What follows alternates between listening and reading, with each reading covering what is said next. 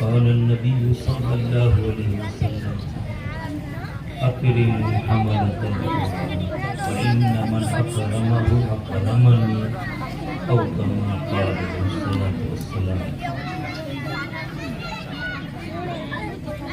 بزرگوں اور دوستوں، کبھی کچھ خوش نصیب بچے تھے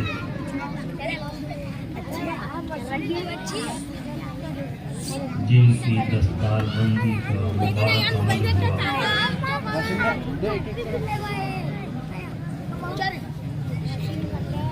یہ بچے آج حافظ قرآن،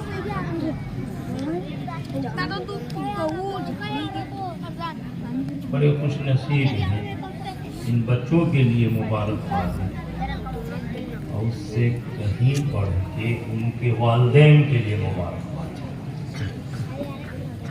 اللہ نے ان کے والدین کے دل میں یہ بات کہ اپنے بچے کو دنیا میں جو کچھ بنانا ہو بعد میں بناتے رہنا، پہلے ان کے سینوں کو میرے کلام کی حفاظت کے لیے پیش کر دو، مدرسے کے حوالے کر دو. اللہ نے ان کے والدین کو توفیق عطا فرمائی اور پھر انہوں نے بچے کو مدرسے لے ڈالا. میں کہتا ہوں بچے قابل مبارکباد ہیں، بہت محنت کی، دن رات دیکھ کر کے انہوں نے اللہ کے کلام کو اپنے سینے میں محفوظ فرمایا. ان سے بڑھ کے ان کے والدین اور ان سے بڑھ کے ان کے استاد، یہ قابل مبارکبادی کے لائق ہے. اور اس سے اور آگے بڑھیں تو یہ ادارہ، یہ مدرسہ جہاں ایک استاد ان بچوں کو دن رات محنت کر کے حافظ قرآن بنایا، ادارہ چلانے والے ذمہ دار اور آگے چلے جائیں تو اس ادارہ کے تعاون کرنے والے آپ تمام حضرات قابل مبارکباد ہیں. اللہ پاک ہر ایک کی قسمت بناتا ہے. زمین کی بھی قسمت ہے، آسمان کی بھی قسمت ہے. میرے دوستو، ہر انسان کی قسمت ہے، اور انسان جو کچھ بھی کماتا ہے اس کی کمائے ہوئے مال و دولت کی بھی قسمت ہوتی ہے کہ اس کے پیسے کہاں لگتے ہیں، اس کے پیسے سے کیا تیار ہوتے ہیں. میرے دوستوں بزرگوں، بہت بہت زیادہ آپ سبھی حضرات قابل مبارکباد. اللہ نے آپ سب کو اپنے کلام کی، قرآن کی حفاظت کے لیے قبول فرمایا. کسی نہ کسی بہانے سے سبھی کا حصہ لگا. انشاءاللہ اللہ پاک ہر ایک کے لیے یہ شرف اور یہ سعادت دنیا کے اعتبار سے بھی اور آخرت کے اعتبار سے بھی مقدر. قرآن کی حفاظت کا یہ سلسلہ، یہ مدرسے بنانے والے، مدرسے چلانے والے اور اس میں تعاون کرنے والے، میرے دوستوں، یہ محض ایک بہانہ ہے. یہ محض ایک بہانہ ہے. کہتے ہیں کہ حسن کا انتظام ہوتا ہے، عشق کا یوں ہی کام ہوتا ہے. عشق اسی وقت ہوگا جب حسن ہے. میرے دوستوں بزرگوں، یہ حسن اور عشق کا انتظام، یہ نظام ہے، چل رہا ہے. اللہ کے کلام سے عشق اور محبت. میرے دوستو، چنانچہ سارے انتظامات ہیں. اور یاد رکھنا، جب تک آپ کے دل میں اس کی فکر رہے گی اور یہ جذبہ رہے گا کاش کہ ہم اللہ کے کلام کی حفاظت کے لیے کسی نہ کسی طریقے پر استعمال ہو جائے، انشاءاللہ آپ کی نسلوں کو اللہ پاک اس سعادت کے لیے قبول. اللہ کا اعلان ہے کہ ذکر شرف کی چیز، نصیحت کی چیز، یاد کی چیز اللہ کا کلام قرآن ہے. اتارا ہم نے ہے اور ہم ہی اس کی حفاظت کریں. یہ اللہ کی طرف سے یہ الہی حفاظت اور خدائی سیفٹی کا یہ نظم و انتظام ہے کہ مدارس چل رہے ہیں، مکاتب چل رہے ہیں، اور یہ اساتذہ ہیں اور یہ طلبہ ہیں. میرے دوستو یاد رکھنا، اللہ نے اپنی کتاب قرآن کی حفاظت کا وعدہ کیا ہے اور ذمہ داری لی ہے. تو جو لوگ بھی اپنے آپ کو اس قرآن کی حفاظت کے لیے کسی بھی طرح سے لگائیں گے، اللہ اس قرآن کی برکت سے ان کی حفاظت کرے. آج سن لو، وہی حالات ہیں ہمارے دیش میں جو 1857 میں انگریزوں کے تسلط کے وقت میں جو حالات تھے. تاریخ پڑھنے والے جانتے ہیں جب 1857 پورے طور سے ہمارے دیش میں انگریزوں کا تسلط ہو گیا، لوگ سمجھتے ہیں کہ انہیں حکومت چاہیے تھی، سلطنت چاہیے تھی، لیکن ان کے تسلط پانے کے بعد سب سے پہلا نشانہ جو ان کے سامنے تھا یہی مسلمان تھے اور ان کا یہی قرآن. وہ جانتے تھے کہ اگر مسلمان کو مٹانا ہو تو ان کے قرآن کو مٹاؤ. چنانچہ تاریخ کہتی ہے ہزاروں نہیں لاکھوں کی تعداد میں قرآن کے نسخے کو انہوں نے نظر آتش کر دیا تھا، آگ کے حوالے کیا، آگ میں جلا دیا. مطمئن ہو گئے کہ ہم نے قرآن کو جلا ڈالا، اب نہ قرآن ہے اور نہ مسلمان رہے گا. میرے دوستو اسلام کے دشمنوں کو بھی یقین ہے کہ یہ مسلم قوم جو زندہ ہے وہ قرآن کی برکت سے، جب تک قرآن رہے گا مسلمان کو کوئی کچھ کر نہیں سکتا، اور قرآن کو ختم کر دیا جائے مسلمان آٹومیٹک ختم. 1857 لاکھوں کی تعداد میں قرآن کو مٹا ڈالا. لیکن یاد رکھنا، فانوس بن کے جس کی حفاظت ہوا کرے وہ شمع کیا بجھے جسے روشن خدا. تاریخ کہتی ہے ایک انگریز گورنر تھا اس وقت میں، بہت سارے قرآن کو آگ لگانے کے بعد بظاہر مطمئن ہو گیا کہ ہم نے قرآن کو ختم کر ڈالا، مسلمان کو ختم کرنا بہت منٹوں کا کام. لیکن وہ سفر کرتا ہوا چلتا دہلی کے قریب میں علاقہ ہے پانی پت. اس پانی پت کے علاقے میں القاضی ثناء اللہ صاحب پانی پتی رحمۃ اللہ علیہ، بہت بڑے اسلام کے اسکالر، بڑے عظیم محدث اور مفسر گزرے. اسی علاقے کے پانی پت وہ انگریز گورنر اس علاقے میں پہنچا، دیکھا ایک چھوٹی سی جگہ ہے، وہاں ایک مولوی صاحب میاں آج قرآن کا حافظ ٹوٹی چٹائی پر بیٹھا ہوا چھوٹے چھوٹے بچوں کو پڑھا رہا، اور دو ننھے موٹے بچے تھے جو قرآن کے حافظ ہو گئے تھے یا ہو رہے تھے. ان کے سامنے قرآن نہیں ہے. استاد ان دونوں بچوں سے کہتا ہے، ایک کو کہ بیٹا تم سناؤ، دوسرے کو کہتے کہ تم سنو. قرآن کا سننا سنانا دور چل رہا، تم سناؤ اور تم سنو. سامنے کوئی قرآن نہیں ہے.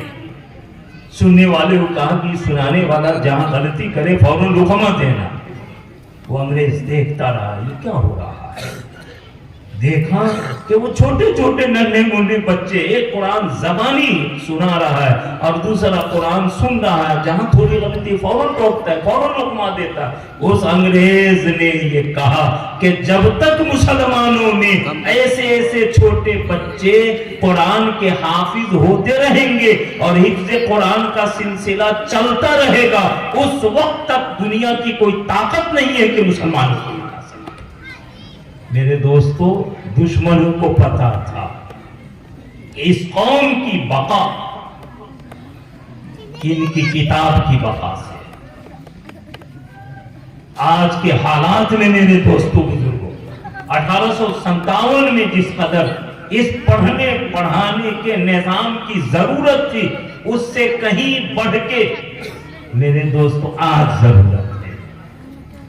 اور کہنے دیجئے اس وقت ہم اور ہماری کتاب جو نشانے پر تھے یہ غیروں کے نشانے پر آج افسوس کے ساتھ ہم کہہ رہے ہیں کہ آج ہم ہماری کتاب خود اپنوں کے نشانے پر ہیں۔ میرے دوستوں اور بزرگوں، یہ قرآن کے حافظ ہو گئے، بظاہر سماج میں ان کی کوئی حیثیت نہ ہو،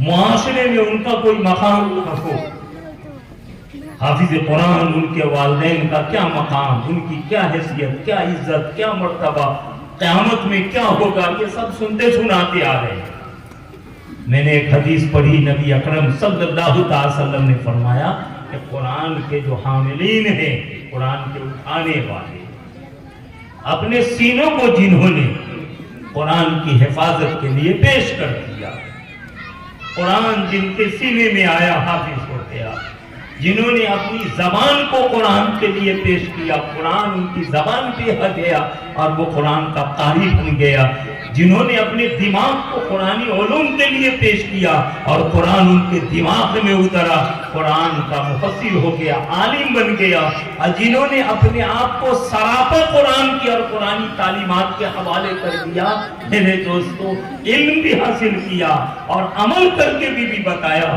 بزرگوں نے کہا کہ جو علم بغیر عمل کا ہوتا ہے، علم تو ہوا مگر عمل نہیں ہے، وہ علم وبال ہو جاتا ہے، اور جو عمل تو ہوتا ہے مگر علم کی روشنی سے خالی ہوتا ہے، وہ عمل ضلال اور گمراہی ہوتا ہے۔ العلم بلا عمل وبال والعمل بلا عمل ضلال والجمع بینہما کمال، اور کمال یہ ہے کہ علم بھی ہو اور عمل۔ جس نے اپنے آپ کو پورے طور سے قرآنی تعلیمات کے واسطے پیش کر دیا اور اپنے جسم کے رگ رگ میں قرآن کا نور اتارا ہے، میرے دوستو اللہ کا ولی ہو گیا، اللہ کا عارف بن عارف باللہ۔ کتاب اللہ تھا، رجال اللہ میں سے کتاب اللہ اللہ نے اتاری ہے، اور اس نے اپنے آپ کو اس کتاب اللہ سے لگایا اور اس کتاب اللہ کو سینے سے لگا، اپنے آپ کو اس کتاب قرآن کے سانچے میں ڈھالا۔ میرے دوستو کتاب اللہ اللہ نے اتاری تھی، اور یہ بنتا کتاب اللہ سے شغف اور محبت رکھ کے اپنے آپ کو رجال اللہ کہ اللہ کے مردوں میں سے اپنے آپ کو شمار کرایا۔ عظیم لوگ ہوتے ہیں میرے دوستو جو خدائی نظام کے لیے اپنے آپ کو پیش کرتے ہیں۔ یہ جو پڑھنے پڑھانے کا نظام ہے یہ خدائی نظام ہے، اسے معمولی نہ سمجھے۔ نبی اکرم صلی اللہ علیہ وسلم نے یہ قرآن کے جو حاملین ہیں ان میں حافظ بھی آتے ہیں، قاری بھی آتے ہیں، عالم بھی آتے ہیں، مفتی ہوں اور جو بھی قرآن کے اسکالر، کتاب دین الہی کے اسکالر ہوں، اور آگے چل کے اولیاء کرام، میرے دوستو یہ سب قرآن کے حاملین ہیں۔ عمل کے اعتبار سے، علم کے اعتبار سے نبی نے کیا پیاری بات فرمائی کہ جو قرآن کے حاملین ہو گئے، قرآن اٹھانے والے ہو گئے ہیں، تم لوگوں پوری امت سے حضور نے خطاب کیا، میری امت کے لوگ اکرموا حملۃ القرآن، قرآن اٹھانے والے، قرآن کے علم اور عمل کے لیے اپنے آپ کو پیش کر دینے والے، اے لوگوں تم ان کا اکرام کرو۔ پیارے آقا نے فرمایا کہ تم ان کا اکرام کرو، حافظ ہو اکرام کرو، عالم ہو اکرام کرو، قاری ہو اکرام کرو۔ یہ مدرسے میں مکتب میں پڑھانے والے ملک صاحب کو ہم کیا سمجھتے ہیں؟ ہماری تنخواہ پر، ہمارے پگار پہ یہ اپنی زندگی بسر کر رہے ہیں میرے دوستوں۔ مسجد میں امامت کرنے والے، یا یہ کہ مسلمانوں کے آگے لے جانے کے لیے کسی بھی پلیٹ فارم سے رہبری کرنے والے، گائیڈ لائن بتانے والے، ان لوگوں ہم کیا سمجھتے ہیں؟ بھئی ان کا ایک دھندا ہے، چل رہا ہے۔ سنو میرے دوستو، نبی نے رحمت عالم صلی اللہ علیہ وسلم نے فرمایا کہ قرآن کے جو حاملین ہیں، قرآن کی خدمت سے کسی بھی طرح لگے ہوئے ان لوگوں کا اکرام کرو۔ فَإِنَّ مَنْ أَكْرَمَهُمْ أَكْرَمَنِي، جنہوں نے ان کا اکرام کیا انہوں نے میرا اکرام کیا۔ ایک حافظ کا اکرام، نبی اکرم صلی اللہ علیہ وسلم کا اکرام، ایک عالم کا اکرام، نبی اکرم صلی اللہ علیہ وسلم کا اکرام۔ پڑھنے پڑھانے والے، یہ مکتب کے مدرسے کے ملک صاحب اور امام صاحب مسجد والے بڑے عظیم ہیں۔ نبی کو آپ نے نہیں دیکھا، नबी को आप सलाम नहीं करते, नबी से मुसाफा नहीं करते। इस हदीस की रोशनी मालूम होता है कि जिसने हाफिज का, आलिम का, इमाम का इकराम किया, नबी का इकराम हुआ, इनको सलाम किया, नबी को सलाम, इनसे मुसाफा किया है, ऐसा है जैसे कि नबी से मुसाफा। इनकी ज़ियारत मोहब्बत और अकीदत के साथ इनको देखें। और इसलिए भी आप इन पढ़ने पढ़ाने वाले मदरसे के असातिज़ा को मोहब्बत की नजर से देखो कि यही वो लोग हैं जो थोड़ी सी तनख्वाह पर आपके बच्चों के मुस्तकबल को रोशन करने में लगे हुए हैं। ये मामूली लोग नहीं हैं।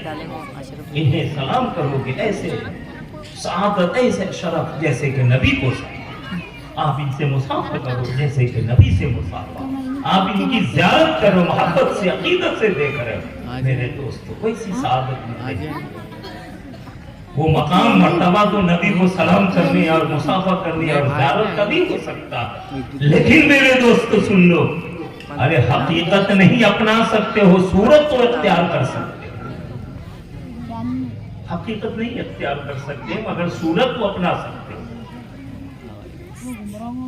सूरत का इख्तियार करना हमारे अपने इख्तियार में है और उसे हकीकत से बदल देना यह अल्लाह का काम। हजरत यूसुफ अलैहिस्सलाम कुरान में पूरा वाक़या, मिस्र के फाइनेंस मिनिस्टर हुए, वज़ीर खजाना बन गए। हजरत यूसुफ अलैहिस्सलाम, अजीब वाक़या आता है कि वो बीमार लगे, बहुत कमजोर होने लगे। उस वक्त के हकीमों ने, डॉक्टरों ने कहा कि आप बहुत कमजोर होते जा रहे हैं। क्या बात है, आप क्यों कमजोर हो रहे हैं? कोई बीमारी लगी है, बताएं, आप इलाज करते हैं। कहा नहीं कुछ नहीं है, सुनी अनसुनी करते, लेकिन और फिर कमजोर होते गए। लोगों ने कहा कि आप बता क्यों नहीं देते, अपनी बीमारी तकलीफ बताए तो डॉक्टर है, हकीम है, नुस्खा देंगे, दवा देंगे, आप ठीक हो जाएंगे। कहा मुझे एक ऐसी बीमारी लगी है जिसे कोई समझ भी नहीं सकता है, बातिनी बीमारी लगी है। लोगों ने पूछा क्या बीमारी? तारीख बताती है कि उस जमाने में पूरे मिस्र के इलाके में कहत पड़ गया था, बारिश नहीं हो रही थी, जमीनें सूख गई थी, फसलें नहीं उगा, गल्ले दाने को लोग परेशान हो गए थे, कहत पड़ गया, लोग भूखे मर रहे थे। अजीब वाक़या है, हजरत यूसुफ अलैहिस्सलाम ने कहा कि जब से इलाके में कहत पड़ा है, लोगों को खाने को नहीं मिल रहा। जान तो अल्लाह की दी हुई अमानत है, उसकी हिफाजत करना भी है। मैं ज्यादा कुछ नहीं कर सकता हूँ, कम से कम ये तो कर सकता हूँ कि एक वक्त खाऊं और एक वक्त का खाना छोड़ दूं। एक वक्त मैं ना खाऊंगा, भूखा रहूंगा, तो उन भूखों की सूरत इख्तियार कर लूंगा। हो सकता है अल्लाह को इसी पर तरस आ जाए। मेरे दोस्तों और बुजुर्ग, रमजान भी अब भी आ रहा है, रमजान आ रहा है, हम रोजे रखेंगे। अल्लाह नहीं खाते, अल्लाह नहीं पीते मेरे दोस्तों, अल्लाह को कोई हमारी जिस्मानी ग़िज़ा की तरह कोई जरूरत और कोई तकाज़े नहीं है। हमारे भूखे प्यासे रहने और रोजे से अल्लाह को क्या मिलता है? लेकिन अल्लाह क्या मोहब्बत है उस रब को इन बंदों से कि अल्लाह ने हुक्म दिया, मेरे बंदो मैं नहीं खाता, तुम भी रमजान में दिन भर मत खाना, मैं नहीं पीता, तुम भी दिन भर ना पीना। कम से कम इस तरह मेरे साथ तुम्हारी मुशाबहत हो जाएगी। मोहब्बत ये है कि हर मोहब्बत करने वाला अपने आप को महबूब के नाम ले। मेरे दोस्तों बुजुर्गों, हजरत मां अली मियां नदवी साहब फरमाया करते थे कि आज की जो बातिल ताकतें हैं,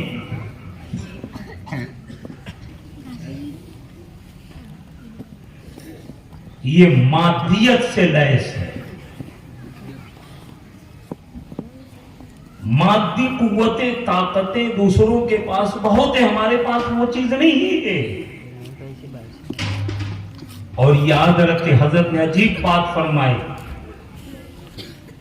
कि शुरू से लेके अब तक जब भी कोई फितना उठा, जब भी बाकी ताकत ने सर उठाया, تو باطل طاقت کا مقابلہ مادی قوت سے نہیں بلکہ روحانی قوت سے ہوا، اور روحانیت کی قوت کیسے آئے گی؟ یہی وہ کتاب ہے قرآن کی، یہ روحانی اسپرٹ، روحانیت اور روحانی پاور، طاقت دینے کی چیز ہے میرے دوستو بزرگوں۔ قرآن کو واقعتاً قرآن سمجھ کے اس کے سانچے میں اپنی زندگی کو ڈھالو تو پھر سمجھ میں آئے گا۔ انسان جسم اور روح دونوں کا مجموعہ ہے۔ جسم مٹی سے بنا ہے تو اس جسم کی غذا مٹی ہی سے تیار ہوتی ہے۔ ہم جو کچھ کھاتے پیتے ہیں یہ ساری پیداوار مٹی سے اگتی ہے، لیکن جسم ایک خول کی طرح ہے۔ جسم اصل نہیں ہے، اصل اس کے اندر کے روح ہے تو انسان ہے، اس کے ہاتھ ہے، پیر ہے، آنکھ ہے، ناک ہے، کان ہے، دل ہے، دماغ ہے، یہ سب کام کرتے ہیں۔ وہ زندہ شخص کہلاتا ہے جہاں روح نکل گئی، وہ ڈیڈ باڈی ہوتا ہے، وہ لاش ہے۔ لاش کا مطلب لاش ہے یعنی کچھ بھی نہیں۔ کتنا عزیز و قریب ہو، اپنے گھر میں اسے رکھنا بھی گوارا نہیں کرتے ہیں، گھر کے باہر دفن کر دو یا جلا دو۔ اصل روح ہوتی ہے میرے دوستو، روح جسم یہ خول کی طرح ہے، اصل اس کے اندر کے روح۔ جو چیز جس سے بنی ہے اس کی غذا بھی ویسی، اس کی ضروریات بھی ویسی پوری ہوں گے۔ جسم ہمارا مٹی سے بنا ہے تو اس کی غذا مٹی سے پیدا ہوتی ہے، لیکن ہمارے اندر کی جو روح ہے وہ مٹی سے نہیں، یہاں کی نہیں۔ قرآن کہتا ہے قُلِ الرُّوحُ مِنْ أَمْرِ رَبِّي، کہہ دیجئے کہ روح تو میرے رب کا امر ہے۔ یہ تو عالم بالا سے اتری ہوئی چیز ہے۔ جب جسم مٹی سے بنا اس کی غذا مٹی سے آئی ہے، اور روح جب اوپر سے اتری ہے تو اس کی غذا بھی اوپر ہی سے آئے گی، اور یہ اوپر سے آنے والی غذا یہ بھی قرآن ہے۔ نبی اکرم صلی اللہ علیہ وسلم پر وحی نازل ہوئی، یہ اوپر سے وحی آئی ہے، یہ قرآن آیا ہے۔ اتنی ہی کہتے میں گہرائی میں اترو، وحی کا فلسفہ سمجھو تو معلوم ہوا روح اوپر سے آئی تھی تو اس کی بقا کے لیے غذا کی ضرورت تھی، اللہ نے اس کی غذا وحی کی شکل میں اوپر سے اتاری ہے۔ یاد رکھنا، جب تک یہ قرآن رہے گا ہماری روح کو غذا ملتی رہے گی، اور جب روح رہے گی تو جسم بھی کام کرتا رہے گا، ورنہ یہ ڈیڈ باڈی مردہ جسم میرے دوستو بدبو آنے لگے گی۔ یاد رکھو، جب تک ہم اس قرآن کی حفاظت کی فکر میں رہیں گے انشاءاللہ خدائی نظام ایسا ہے کہ ہماری حفاظت ہوتی رہے گی۔ کر کے تو دیکھو، اور کرنے والوں نے کیا ہے میرے دوستو۔ یاد رکھو، یہ مدرسے کے لوگ انہیں معمولی نہ سمجھو، بڑے عظیم ہے وہ لوگ جو مدرسے میں تعاون کرتے ہیں، اور میں کہتا ہوں کچھ نہیں کرتے ہیں تو کم سے کم مدرسے والوں کو محبت کی نظر سے دیکھتے ہیں، ان کے لیے دعائیں۔ حضرت مفتی تقی عثمانی صاحب دامت برکاتہ نے فرمایا، بغداد کے بڑے عالم تھے، انہوں نے فرمایا جاؤ اور پوری دنیا کے مسلمانوں کو میرا پیغام دے دو۔ آج وہ پیغام ان کے حوالے سے میرے دوستو آپ تک پہنچ رہا۔ کہاں پوری دنیا کے مسلمانوں کو، خاص کر علماء کو میرا یہ پیغام دے دو کہ سب کچھ برداشت کر لینا مگر مدرسے اور مکتب کے ختم ہونے کو کبھی برداشت نہ کرنا، اس لیے کہ دشمنوں کو پتا ہے، اسلام کو مٹانے والوں کو معلوم ہے کہ جب تک یہ اونچی چٹائی پر بیٹھ کے سادے مولوی لوگ تھوڑی تنخواہ پر آپ کے بچوں کو یہ قرآن پڑھاتے رہیں گے، اس وقت تک ان کی نسلوں سے ایمان کو ختم نہیں کیا جا سکتا ہے، غیروں کو معلوم ہے۔ میرے دوستوں بزرگوں، یہ پیغام ہے، آپ مدرسوں سے جڑے رہو، مدرسے کی اہمیت سمجھو۔ زمانہ ترقی کر رہا ہے۔ مسلم پرسنل بورڈ کے فاؤنڈر تھے حضرت منت اللہ شاہ رحمانی رحمۃ اللہ۔ حضرت فرمایا کرتے تھے کہ مسلمانوں میں 3 چیز آ جائے مسلمانوں کو کوئی پیچھے نہیں کر سکتا ہے۔ ایک تو پلیٹ فارم ہے تعلیم میں مدرسہ اور عصری تعلیم، یہ دونوں، لڑکے ہیں وہی لڑکیاں ہیں، بیٹے ہیں وہی بیٹیاں ہیں۔ میں تو کہتا کہتا ہوں کہ یہ اولاد اللہ کی دی ہوئی امانت ہے. یہ جو بیٹے ہیں آپ کے, یہ اللہ کی طرف سے نعمت ہے.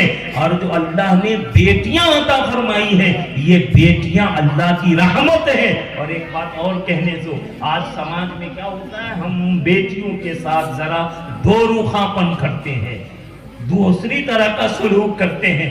ایک گریڈ میں بیٹوں کو, بی گریڈ میں, یا کوئی گریڈ ہی نہیں لڑکیوں کو ڈالتے. نہیں میرے دوستوں بزرگوں, میں کہتا ہوں کہ بیٹے اللہ کی نعمت ہے, مگر بیٹیاں اللہ کی رحمت ہیں. اور سن لو, نعمت مصیبت بن سکتی ہے, مگر رحمت رحمت ہی رہتی ہے, کبھی مصیبت نہیں ہوتی. لہذا اپنی بیٹیوں کی بھی تعلیم, ماشاءاللہ یہ جو لڑکیوں کے مدرسے ہیں اور ضرورت ہے عصری تعلیم. میں کہتا ہوں ارے بھائی مدرسے کو اسکول نہ بناؤ, اسکول کو مدرسہ بناؤ. مدرسے میں جو عصری تعلیم ہو, دینی ماحول میں, اسلامی ماحول میں ہو.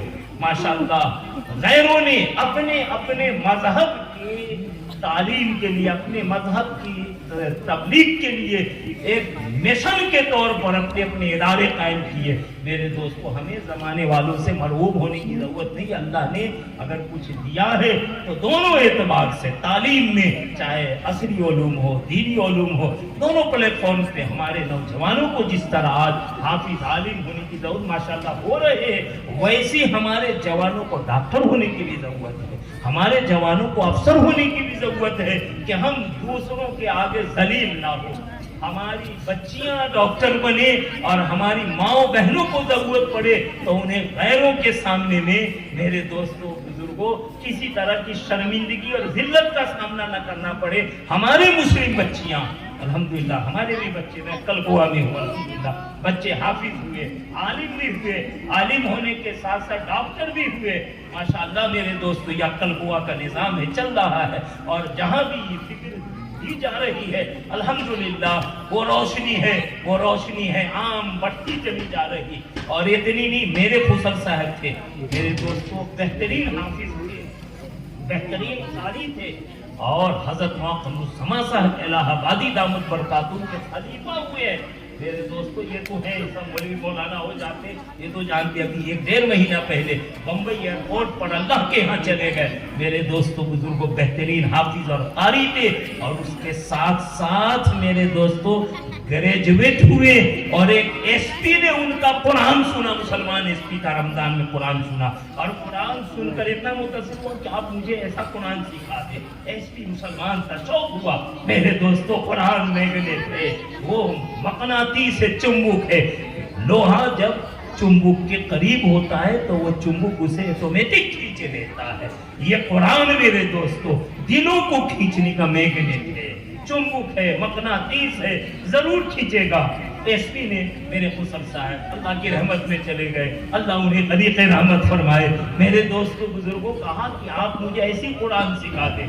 ٹیوشن پڑھائے, قرآن سکھایا, پڑھنا پڑھانا رہا, تعلق بنا. پتا چلا کہ یہ عصری تعلیم بھی حاصل کی, گریجویٹ ہے.